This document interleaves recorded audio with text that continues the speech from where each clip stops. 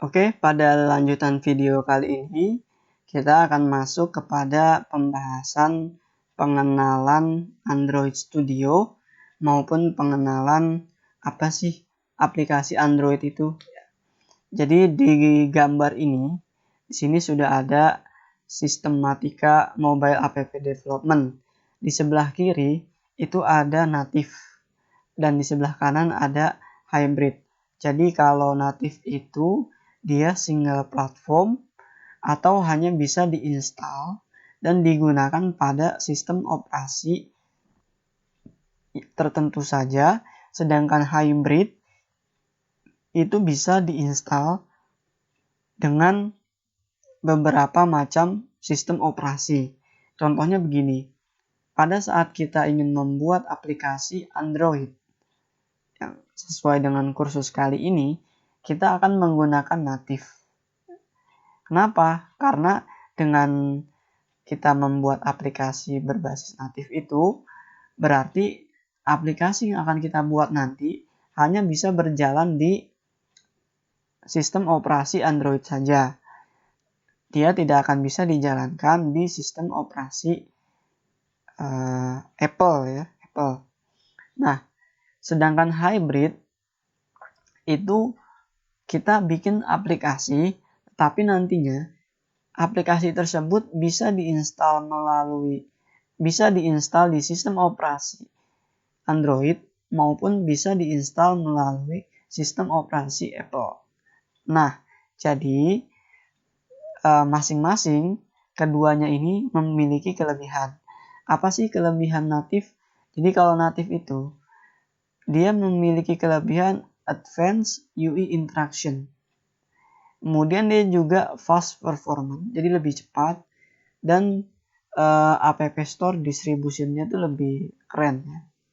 Kemudian kalau hybrid di sini kita bisa mengandalkan web development skill. Jadi kalau beberapa contoh framework yang terkenal untuk membuat aplikasi hybrid, misalnya Ionic, itu base-nya adalah JavaScript dan TypeScript. Kemudian ada React Native sama JavaScript dan TypeScript juga. Kemudian ada Flutter yang memang menggunakan bahasa pemrograman Dart. Ya. Kemudian tidak lepas dari HTML5. Jadi masing-masing punya kelebihan dan masing-masing punya satu sisi yang menguntungkan satu sama lain. Nah, nanti kita akan coba membuat sebuah project baru. Nama aplikasinya Sekolahku Minima SDK 15, target SDK 25. Jadi misalnya teman-teman buka aplikasi Android Studio-nya seperti ini, nanti teman-teman bisa klik file, kemudian pilih new project ya. Project. Nah, teman-teman pilih yang add no activity aja. Jangan yang lain. Kemudian next. Di sini teman-teman silakan ubah nama aplikasinya menjadi Sekolahku. Kemudian untuk package, karena saya namanya Wildan Fuadi, jadi saya bikin com.wildanfuadi.sekolahku. Nanti ini bisa teman-teman ubah sesuai dengan nama teman-teman sendiri ya. Kemudian teman-teman juga perlu membuat save location ya. Jadi mau ditaruh di mana nih aplikasinya. Nah, coba saya akan membuat folder dulu ya. Nah, di sini ceritanya saya membuat folder baru namanya video course Kotlin. Nah, oke, di sini sudah. Kemudian di sini saya akan mengambil path dari folder yang tadi sudah saya buat, yaitu mana tadi? Sudah ada belum? Nah, di sini ya, video course Kotlin ya. Kemudian saya oke. Dan di sini saya menggunakan API 16. Sebenarnya bisa 15 ya. Bisa 15. Ini paling minimal, tapi saya coba pakai yang 16. Kemudian di sini tinggal klik finish.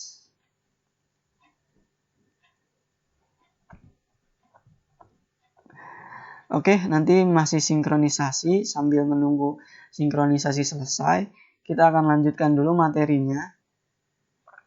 Pertama kita akan mengenal Android Studio ya.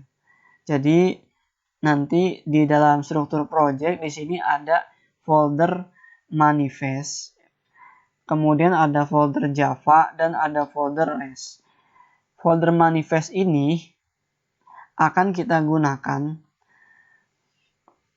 untuk memberikan informasi penting mengenai aplikasi yang akan kita buat ke dalam sistem Android ya, di mana sistem nanti akan mencari dan membacanya sebelum mengeksekusi kode-kode. Jadi biasanya nih si Android ini akan pertama kali akan mencari file Android manifest ini sebelum mengeksekusi folder REST maupun sebelum mengeksekusi folder Java. Jadi di file ini juga kita bisa mendeskripsikan komponen-komponen aplikasi, termasuk activity yang akan kita gunakan, service, broadcast, content provider, dan lain-lain. Kemudian file ini juga bisa mendeskripsikan permission yang akan diminta oleh sebuah aplikasi ya. Misalnya permission internet, permission kamera, dan lain-lain. Lalu di sini ada Kotlin dan XML. Jadi aplikasi Android yang akan kita buat nanti itu tidak lepas dari bahasa pemrograman XML. Maaf, maksud saya bahasa XML. Nanti dia fungsinya untuk mendefinisikan layout atau bertindak sebagai tampilan ya, view. Nah, jadi si XML ini nantinya hanya fokus kepada tampilan aja.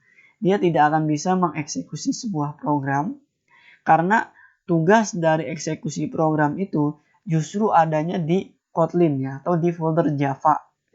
Si Java tadi atau si Kotlin tadi dia akan mendefinisikan sebagai sebuah action dan bertindak sebagai controller.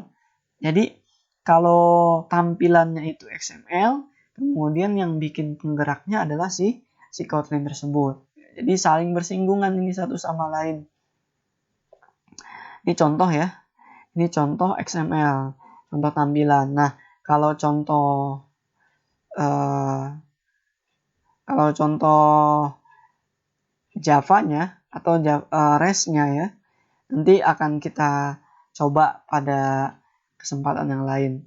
Misalnya nanti akan kita bahas di video selanjutnya tentang membuat Hello World ini. Kemudian kalau misal di Kotlin itu kita biasa mengeset misalnya button ketika diklik akan menghasilkan apa gitu, sesuatu apa yang akan terjadi. Nah, sebelum kita masuk ke materi berikutnya tentang Hello World, semua teman-teman pahamin dulu nih XML. Jadi dia kayak ya mirip-mirip ya sama HTML, mirip. Cuma dia bedanya bertindak sebagai tampilan di Java ini fungsi di Android Studio sebagai tampilan. Kemudian untuk pengendali proses, pengendali action itu yang bekerja adalah si Kotlin atau si Java-nya. Oke, sampai sini dulu videonya. Silakan dipahami baik-baik. Kalau belum paham jangan lanjut dulu. Kalau sudah, silakan lanjut ke video berikutnya.